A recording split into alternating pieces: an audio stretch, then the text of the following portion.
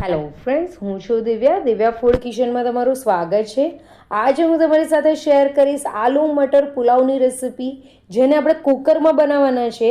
ગરમીની સિઝન ચાલી રહી છે તો કિચનની અંદર રસોઈ બનાવવાનો ખૂબ જ કંટાળો આવે છે। તો ફ્રેન્ડ્સ, એકવાર આ જે પુલાવની રેસિપી છે તેને તમે ફટાફટ ફક્ત 10 મિનિટની અંદર બનાવી શકો છો।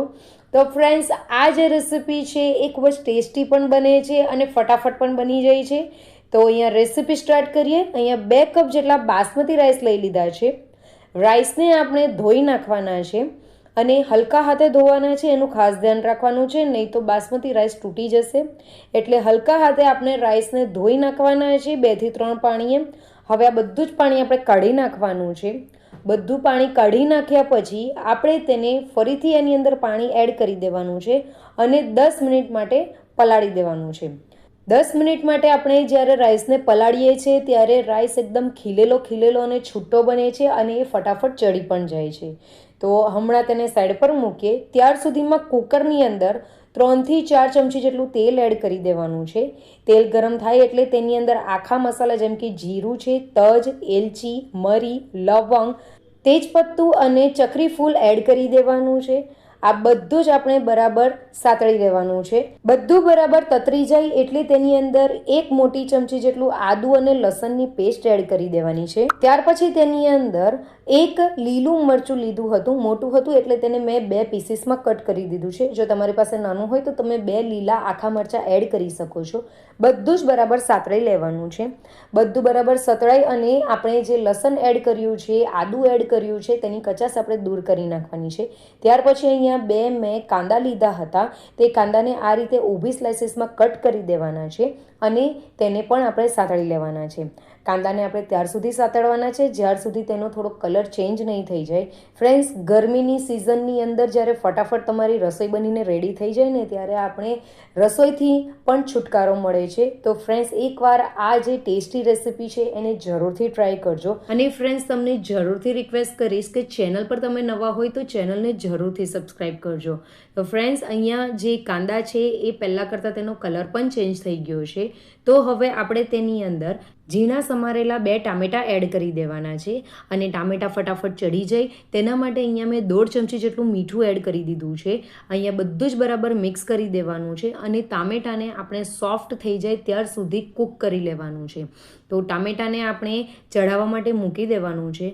ફ્રેન્ડ્સ, આ રેસિપી એટલી ટેસ્ટી બને છે કે તેની સાથે તમે ઠંડી છાશ અથવા તો રાયતું તમે ખાઈ શકો છો। અહીંયા જે આપણા ટામેટાં છે એ ચડી ગયા છે, એની અંદર અડધો કપ જેટલા વટાણા એડ કરી દેવાના છે। તમે ફ્રેશ વટાણા પણ લઈ શકો છો। અહીંયા મેં ફ્રોઝન વટાણા લીધા છે। ત્યાર પછી અહીંયા મેં 2 મીડિયમ સાઇઝના બટાકા લીધા હતા, તેને આ રીતે કટ કરી દીધા છે, તેને પણ એડ કરી દેવાના છે। બધું જ બરાબર મિક્સ કરી દેવાનું છે। હવે આની અંદર 4 કપ જેટલું પાણી એડ કરવાનું છે। જ્યારે આપણે બાસમતી રાઈસ બનાવીએ છીએ ને, ત્યારે જેટલા કપ તમે ચોખા લો છો તેના કરતાં ડબલ આપણે પાણી લેવાનું છે। અહીંયા આપણે 2 કપ ચોખા લીધા હતા તો તેની સામે મેં 4 કપ જેટલું પાણી એડ કર્યું છે।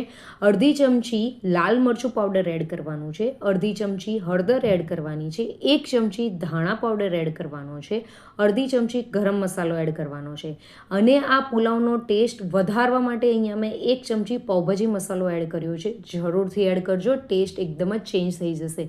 અહીંયા કોથમીર એડ કરી દેવાની છે અને બધું જ બરાબર મિક્સ કરી દેવાનું છે। 1 ચમચી પાવભાજીનો મસાલો એડ કરવાથી પુલાવનો ટેસ્ટ એકદમ જ અલગ થઈ જાય છે અને ખૂબ જ ટેસ્ટી પુલાવ બનીને રેડી થાય છે। ત્યાર પછી તેની અંદર બાસમતી ચોખા એડ કરી દેવાના છે। બધા જ બાસમતી ચોખા એડ કર્યા પછી તેને એકદમ જ હલકે હાથે આપણે મિક્સ કરવાનું છે, નહીં તો આપણા ચોખા તૂટી જશે, તેનું ખાસ ધ્યાન રાખવાનું છે। હવે અહીંયા જે ચોખા એડ કર્યા છે ત્યાર પછી એની અંદર જે પાણી છે તેની અંદર બબલ આવી જાય ત્યાર પછી જ આપણે કુકરનું ઢક્કન બંધ કરવાનું છે।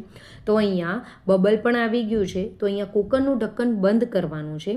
કુકરનું ઢક્કન બંધ કર્યા પછી અહીંયા આપણે ફક્ત 2 જ વિસલ ફાસ્ટ ફ્લેમ પર બોલાવવાની છે. 2 થી વધારે વિસલ બોલાવવાની નથી, નહીં તો બાસમતી ચોખા એકદમ જ ચડી જશે. અહીંયા 2 વિસલ કુકરની બોલી ગઈ છે, તો કુકરનો ગેસ બંધ કરી દેવાનો છે. કુકર મેં નીચે ઉતારી દીધું છે અને કુકર ઠંડુ પડે પછી જ આપણે ખોલવાનું છે. તો અહીંયા કુકર ઠંડુ પડી ગયું છે. તમે જોઈ શકો છો કે આની અંદર જે અત્યારે વરાળ નીકળી રહી છે, તો અત્યારે 2 થી 3 મિનિટ માટે એમ જ કુકરને રવા દેવાનું છે. ત્યાર પછી આપણે જે કાંટા ચમચી આવે છે તેનો યુઝ કરવાનો છે.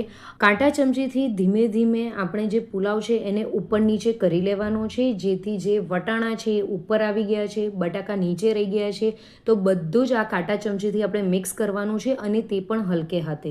ફ્રેન્ડ્સ, આ રીતે જ્યારે કાંટા ચમચીથી તમે બધું મિક્સ કરશો ત્યારે બાસમતી રાઈસ તૂટવાના ચાન્સ નથી રહેતા.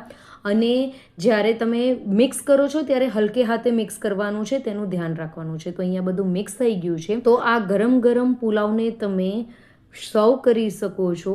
ફ્રેન્ડ્સ, આ પુલાવ એટલો ટેસ્ટી લાગે છે કે 10 જ મિનિટની અંદર તમે બનાવી શકો છો અને આખા ઘરને ખુશ કરી શકો છો. ગરમ ગરમ પુલાવ સાથે ઠંડુ ઠંડુ રાયતું તમે ખાઈ શકો છો, અથવા તો ઠંડી ઠંડી છાશ તમે પી શકો છો. તો ફ્રેન્ડ્સ, તમારે જ્યારે શાક રોટલી બનાવવાની ઈચ્છા નહીં હોય અથવા તો તમારે રસોઈમાંથી ફટાફટ છુટકારો મેળવવો હોય, તો તમે આ રેસીપી ડિનર માટે જરૂરથી ટ્રાય કરી શકો છો. તો ફ્રેન્ડ્સ, તમને મારી આજની આલુ મટર પુલાવની રેસીપી કેવી લાગી એ જરૂરથી મને કમેન્ટ કરજો. તમને મારી રેસીપી ગમી હોય તો મારી રેસીપીને લાઇક, શેર અને કમેન્ટ કરજો. મળીએ એક નવી રેસીપી સાથે. Bye bye, enjoy.